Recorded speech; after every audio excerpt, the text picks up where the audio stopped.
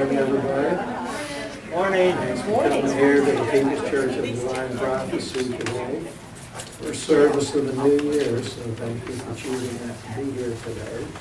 I'd like to ask everybody to silence their cell phones unless they're with law enforcement or medical personnel.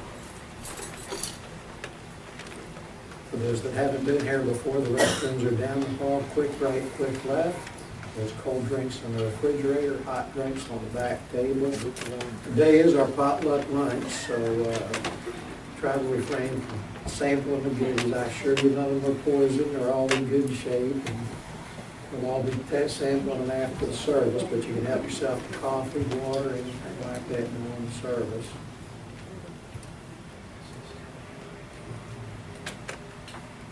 I'd like to have Jeanette light the candles to start the service, symbolizing the unity of body, mind, and spirit.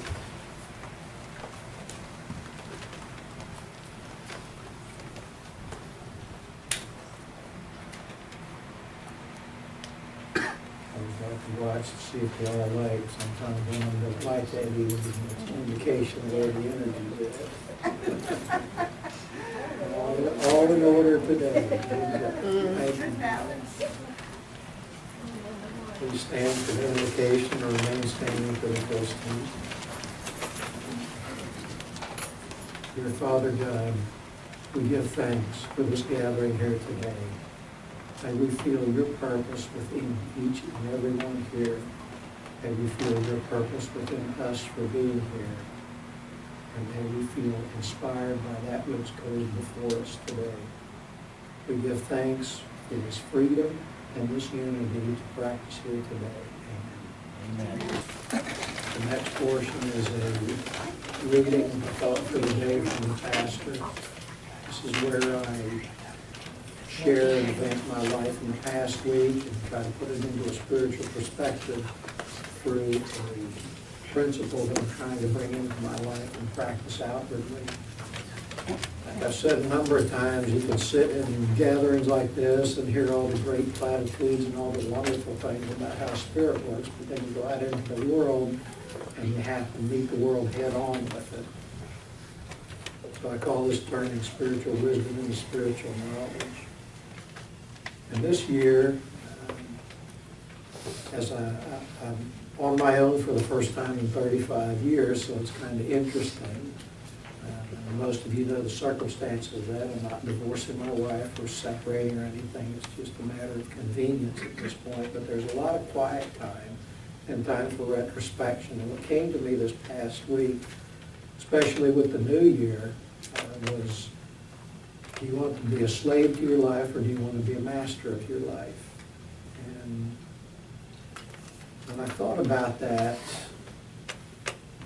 there's really only one way to be a master of your life, and that's through the inspiration of God in your life. Because as long as we're meeting life event by event, we're so caught up in the turmoil of solving these daily events, and they're always coming up, they're always happening, which is what life is. But when you tune into seeing God within your life, there tends to be a longer view, because the inspiration of God is an eternal view of your life, not an immediate view of your life. And when you feel that presence of eternity within your life, a lot of the immediacy and the frustration of the moment of the day tends to be lessened. It doesn't go completely away, because as long as you're human and have flesh, you're going to feel like that to some extent. But what happens is you begin to see the eternity of your life. You stop trying to deal with a week at a time, and you start dealing with a day at a time, because now is the only time you have to work with your life. So as long as we keep our attention on now and we deal with it with God's perspective, we tend to be able to have a little better help with it. The order of things goes a little easier and better as it unfolds before us. And that happens within the plane of spirit, not of our plan, all completely. So I guess we have to have trust within God, within our lives. And God's always there. It's not that God's only there when we beseech God for help, or when we're in trauma or difficulty. The Divine Spirit loves us every moment of every day. The Divine Spirit is present within us. Every breath, every action we take, if we allow our minds to feel that. But again, the natural tendency of our minds is on the physical of today. It's on the immediacy of today, the instincts, the emotions. So I would ask you to take time to spend more time with the thought of God. And in the middle of the day, just take a moment to think about that, not just in the mornings or in the evenings in your meditation. Start making a habit of embracing that thought throughout the day, not just in the mornings when we get started, and then push it to the side as the immediacy of the day crowds in. And what will happen then, it isn't that God rewards us for that, it's that our attention, our intention as well as our attention is put more on that in our lives. It's always there. And we begin to think about that more often in our lives. And that's the key, is thinking about it more often and feeling that presence that's always there. And even at the end of a difficult effort or a difficult day, there's a feeling of comfort, a feeling of satisfaction. And I just went through that recently. I had to fix a metal roof on my house, and that was quite a job. It's about 40 feet in the air, and I'm over 60 years old, so it's quite a challenge for me to get up and down that roof. And I managed to do it 3 days in a row, did it by myself, and it was like a meditative flow. Just one task right after another, in the right order and the right time. When I got frustrated and things got out of order, that didn't work too well. So I had the opportunity to feel that flow within me, even as simple as something, well, it wasn't simple, very difficult to do the roofing work, but there was that flow within me, a comfort and a feeling of accomplishment and a feeling of being connected to the mind of God. Because when you're doing repetitive tasks, your body goes into an automatic mode, and your mind has that freedom to feel the presence of God. So when you get bored and you're doing something repetitive, think of God. And think of God or Divine Spirit just randomly throughout the day, and you'll find a renewed awareness of that within your life. Thank you. The next portion of the service is the healing portion. And Ashkhen will lead us in the guided meditation. And I'd like to have Judy and Ann do the healing today. You'll hear this during the meditation. That means that a healing chair has come open, and you can sit. There's 3 chairs in the back, and the chairs up here are taken, and we'll just move you around to the front as the healers become vacant. So if you hear that chime, look in the back and sit in the back. This will allow everybody to participate in healing meditation and contact healing if they choose to have that. We'll start this portion of the service by reading the prayer for spiritual healing and holding it on the back of the yellow hymnal. I ask the great unseen healing force to remove all obstructions from my mind and body and to restore me to perfect health. I ask this in all sincerity and honesty, and I will do my part. I ask this great unseen healing force to help both present and absent ones who are in need of help, and to restore them to perfect health. I put my trust in the love and power of God.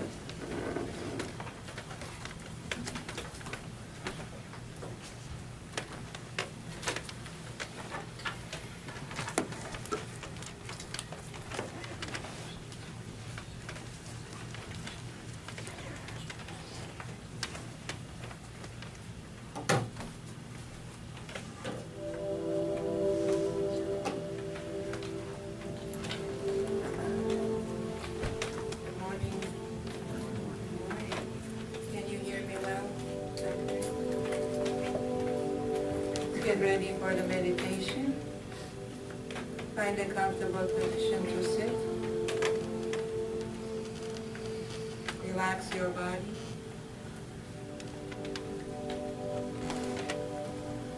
Let go of the thoughts that are on your mind.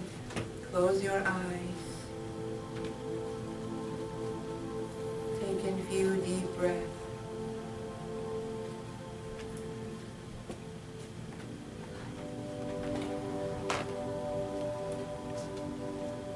With each breath, feel your body relaxing.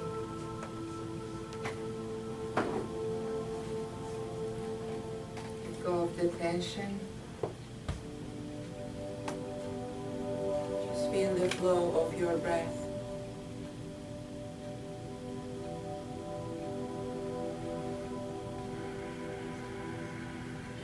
Breathe in and breathe out.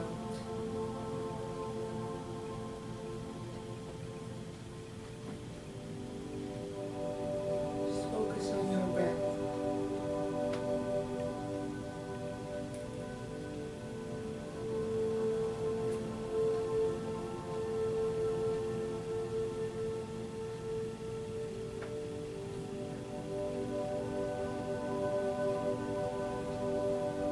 Follow your breath that is taking you deeper and deeper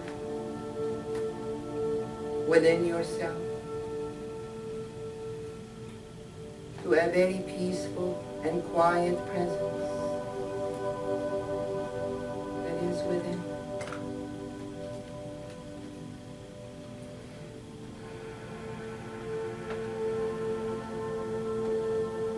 Connect with this peaceful presence. While you breathe, repeat to yourself quietly, I am at peace within and with my surroundings.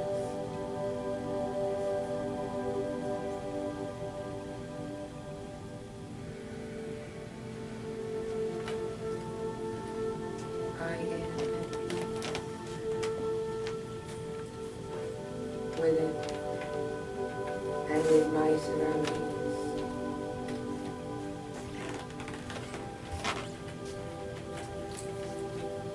While you breathe,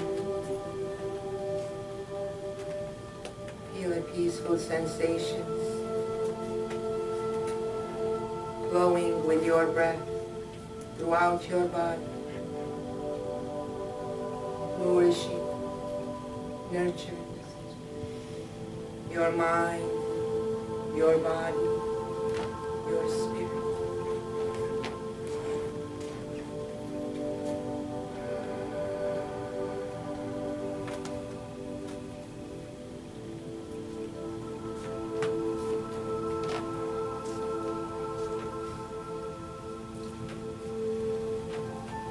Embrace this peaceful aspect of your consciousness.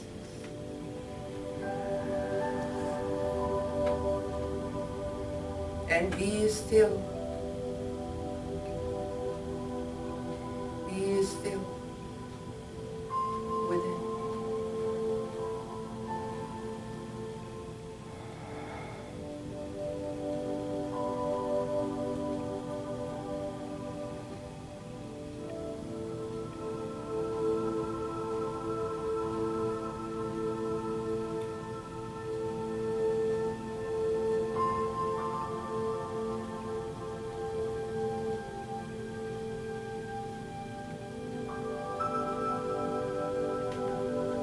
With every dawn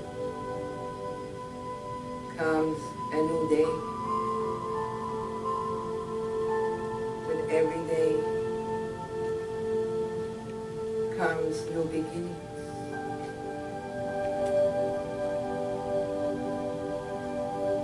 Feel your consciousness shifting higher to your forehead. And with your spirit eye,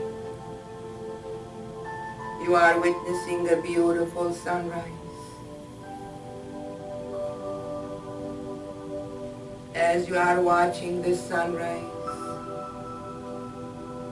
each movement of the sun creating vibrations that are coming to your consciousness, creating vibrations of renewal, transformation.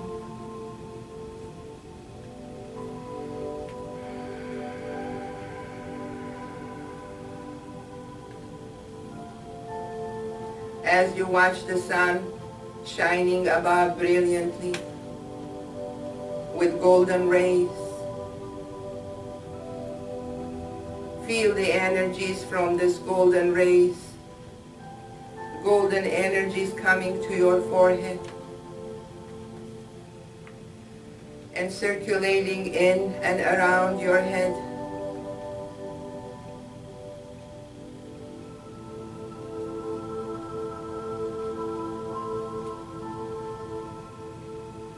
Clearing your mental body, igniting your thinking process, introducing new thoughts, new creativity, a new way of approaching your life.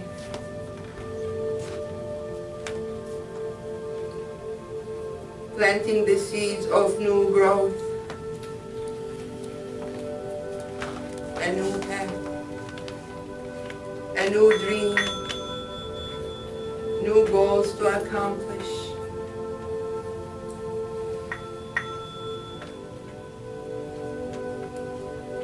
Feel this energy enlightening your soul and your spirit, awakening the divine knowledge and wisdom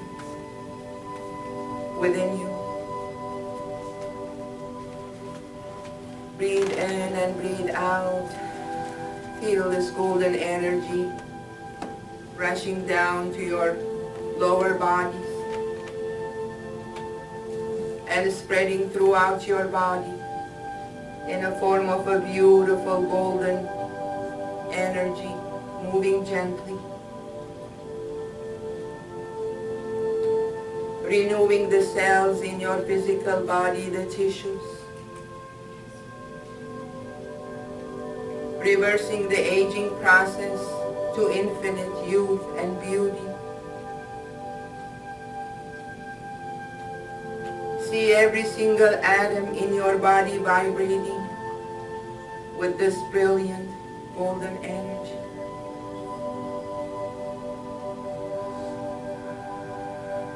See the electrons in your body, the molecules,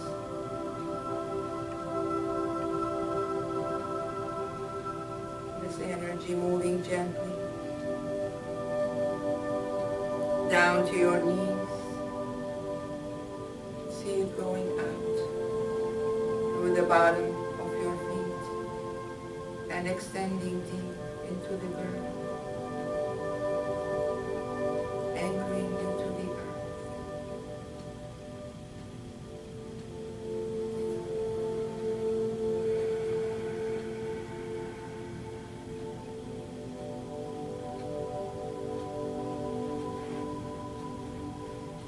Golden energy expanding further out, outside your body. See yourself standing in this beautiful golden light.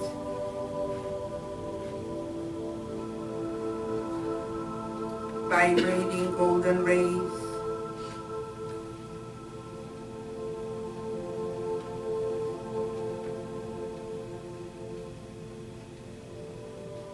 Stand tall.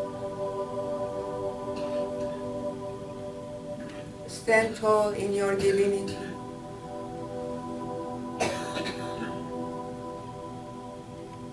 And envision the year 2015 in front of you, surrounded with brilliant, brilliant golden sparks. As you perceive this year, a year of divine abundance, prosperity, and rewards.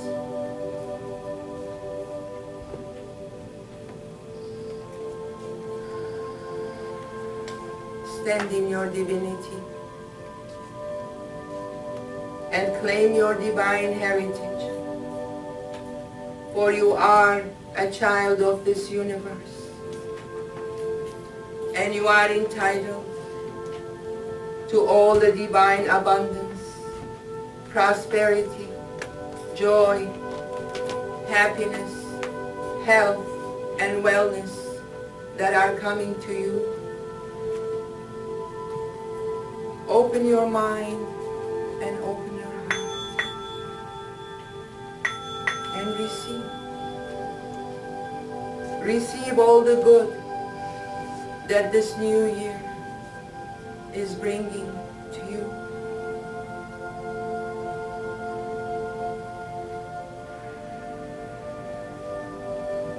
A new consciousness, a new awareness, a new perspective, new approaches to your life's demand. Embrace all this beauty and the abundance that are coming forth to you, to guide you, to assist you.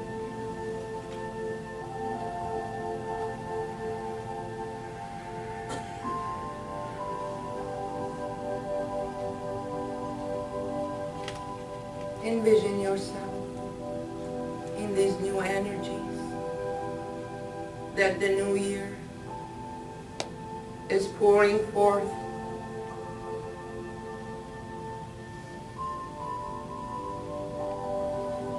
Reach out to your dreams, to your goals that you would like to accomplish.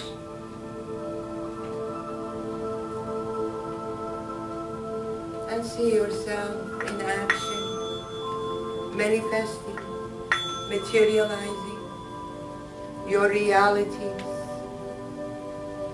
your desires, your intentions that serves the highest good of yourself and the highest good of all.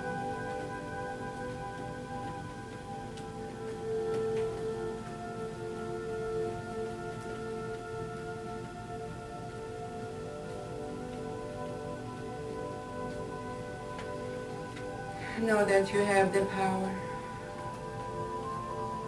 to manifest.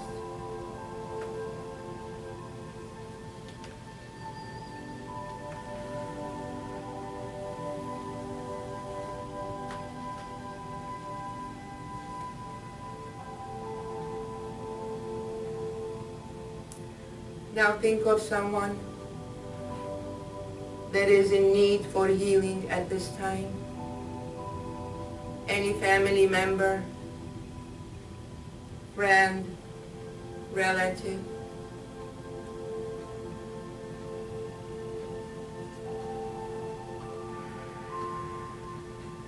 And direct this golden healing energy to that individual.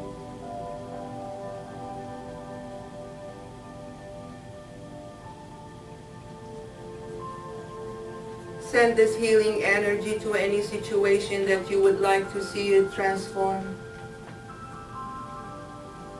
for better, for the positive. With your mind's eye, envision that situation and see it healed, transformed.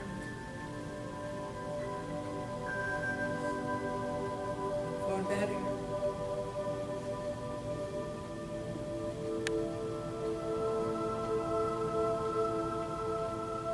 Send healings to our planet,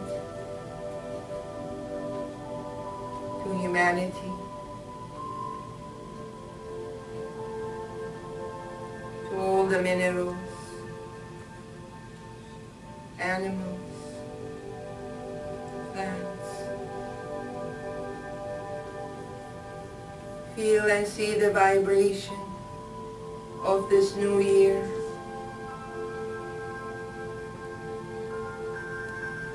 The vibration of divine manifestation and abundance flowing everywhere.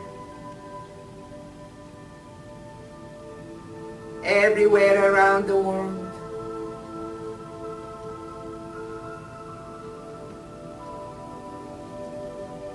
Stand tall in your divinity and claim your divine heritage, for you are willing to move beyond fear in order to fulfill God's plan here on earth and beyond.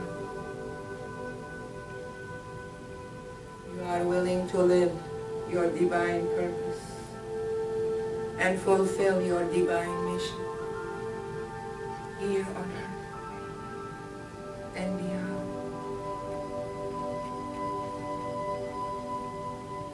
As above, so below. See yourself as an accomplished being.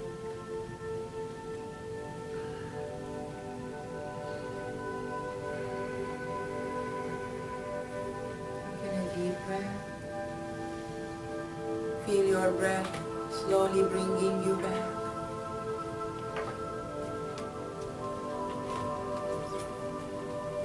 Engaging with your physical senses to the here and now.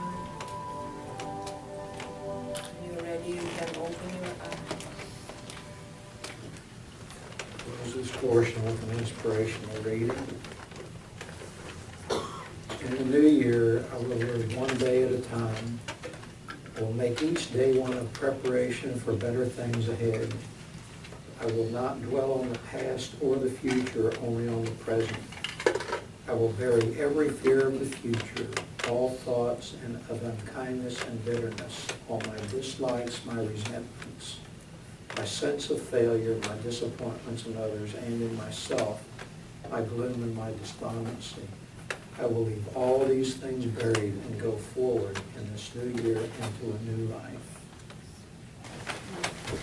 I like Ron's description. He said, that's the amen corner of the church.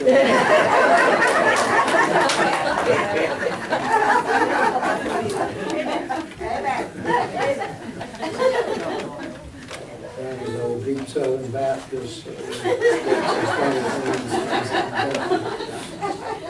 Hallelujah, brother.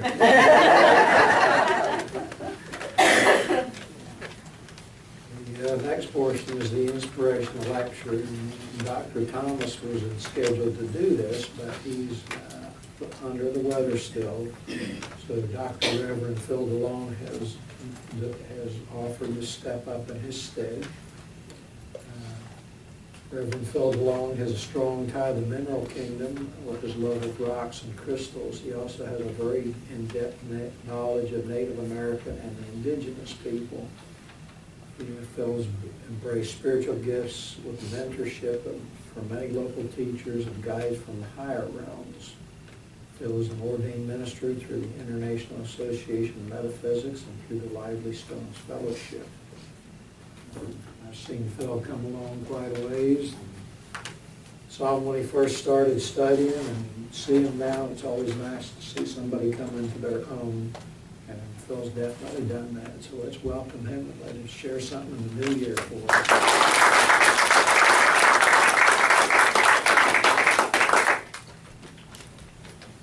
Thank you for the introduction, Steve.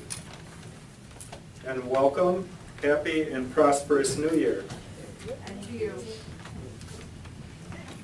My talk today is about life and life experiences. And I was driving down I-4 about 3 weeks ago, and I saw this billboard on the side of the road.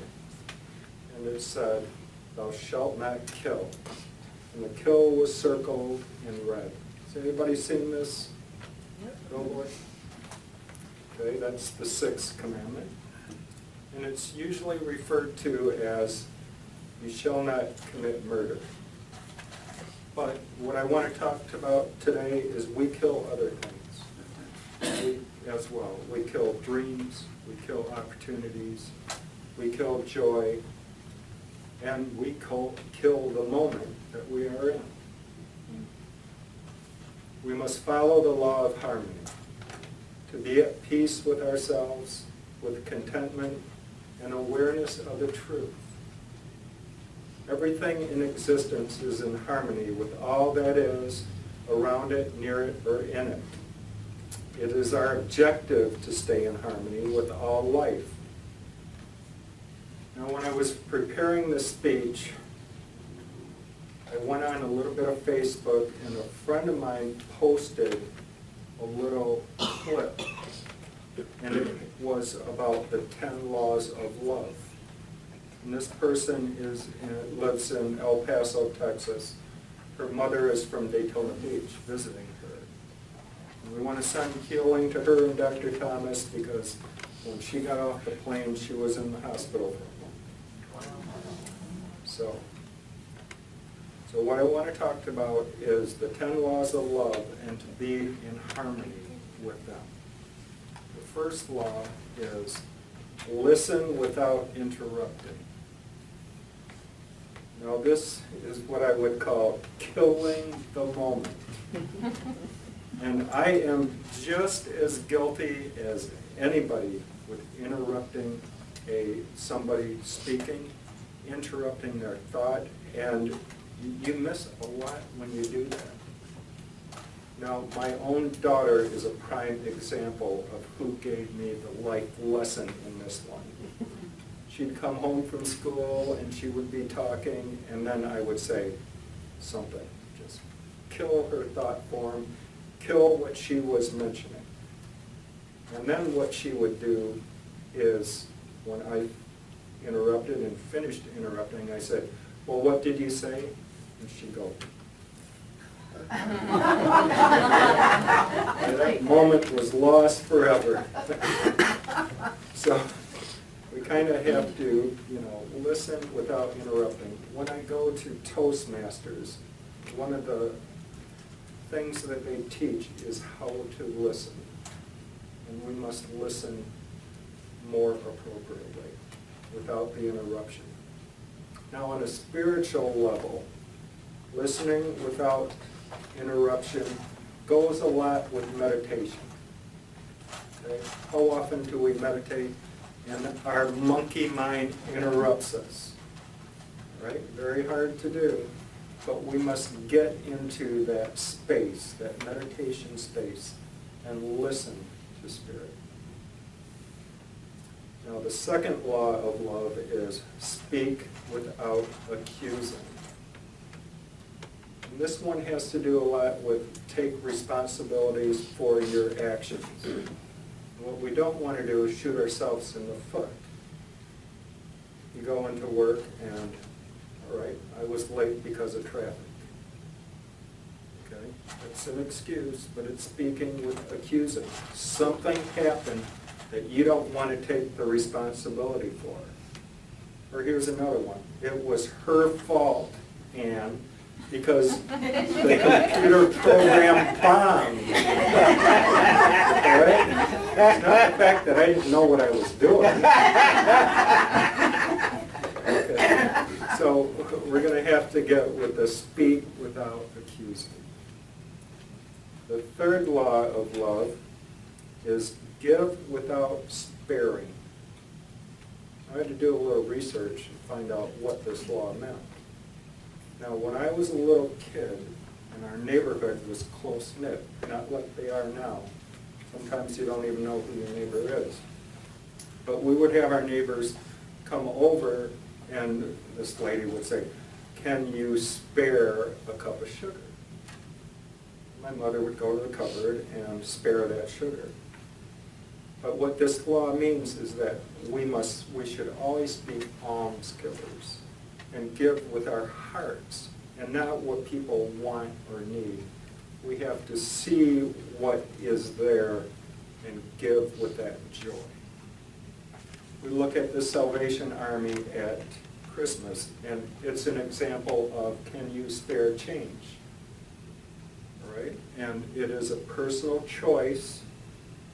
And it all depends where your joy in your heart is. If you want to donate to this cause, but there are other causes in your hearts that you can give fulfillingly.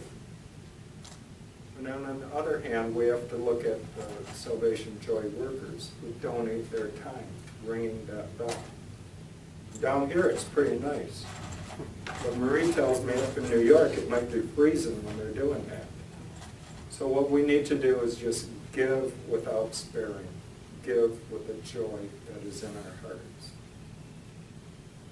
The fourth law of love is pray without ceasing.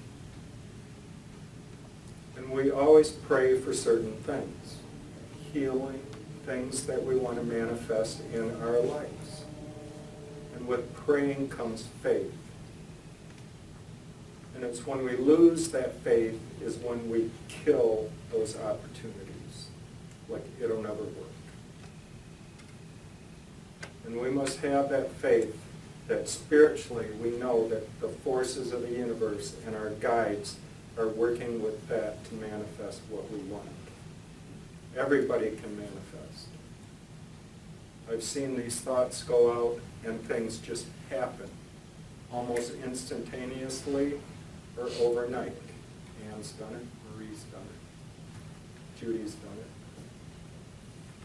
So we must work on that praying without ceasing. The fifth law of love is answer without arguing. And too many times we let our egos and emotions get out of control.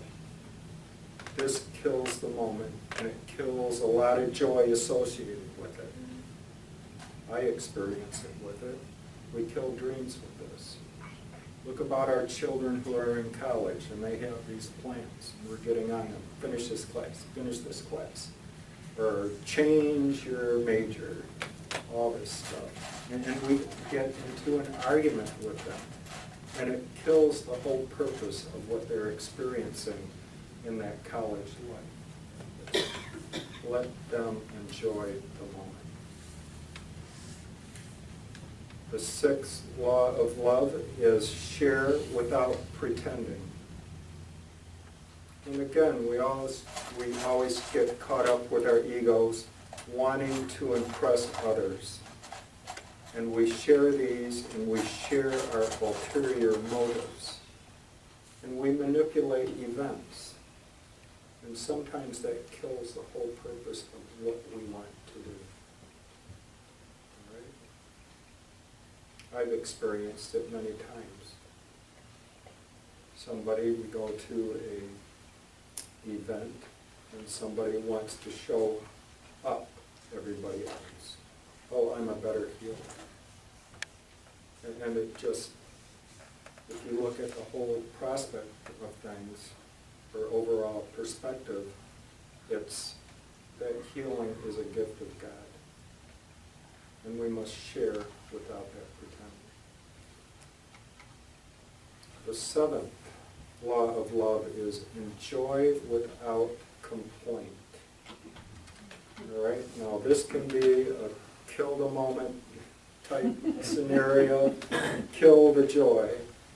I've been to a lot of dinner events in my life and award ceremonies where the food complaints far exceed the tribulations that are deserving of the honorees.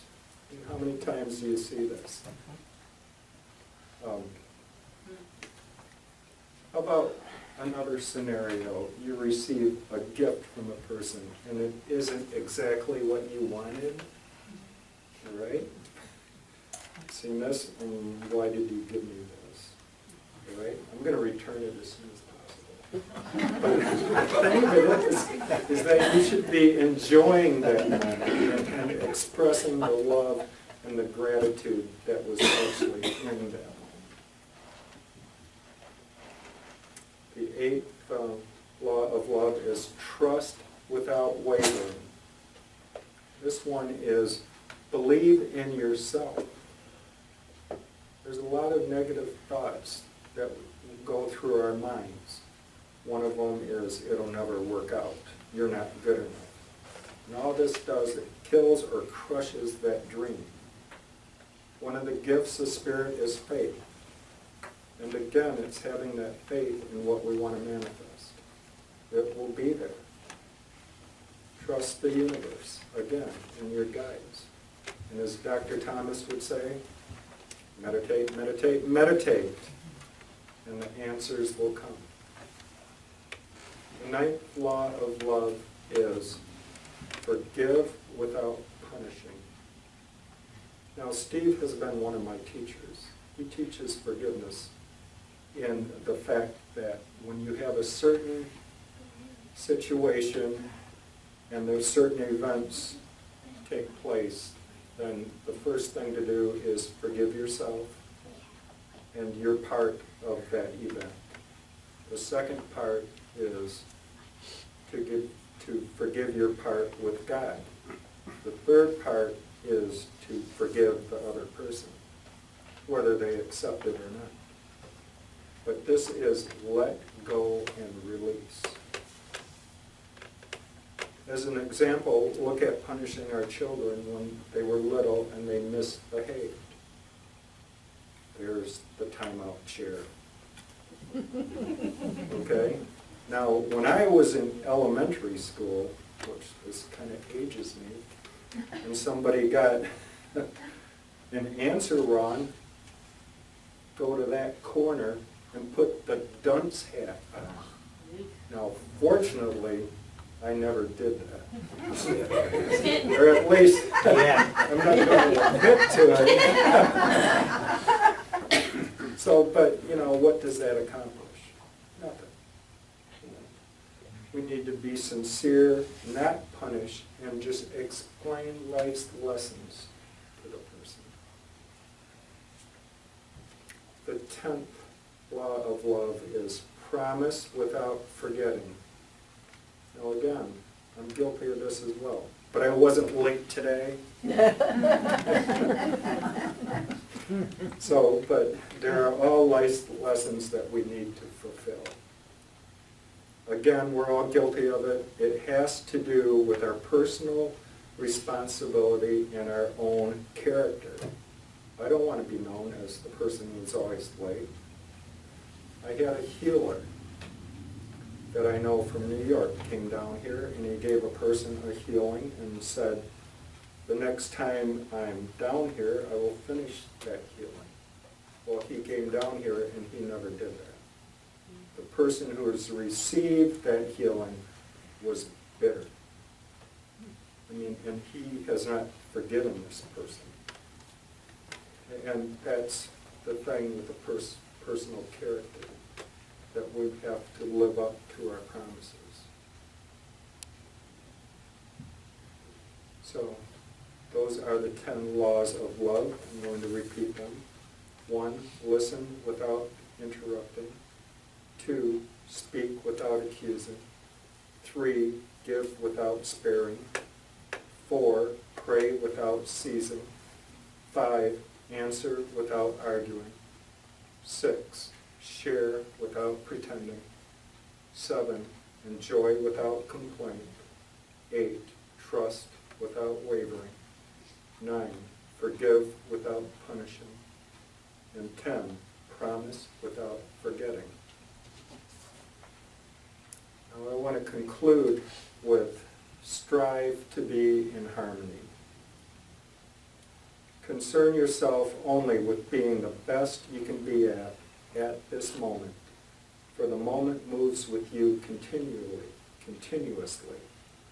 As Steve said, be your own master, not your own slave in life. And I want to conclude with another thought from Dr. Thomas. Be happy and be kind. Be kind to others and be happy within and without yourselves, because we have to have more joy to express and to share with this world. Namaste.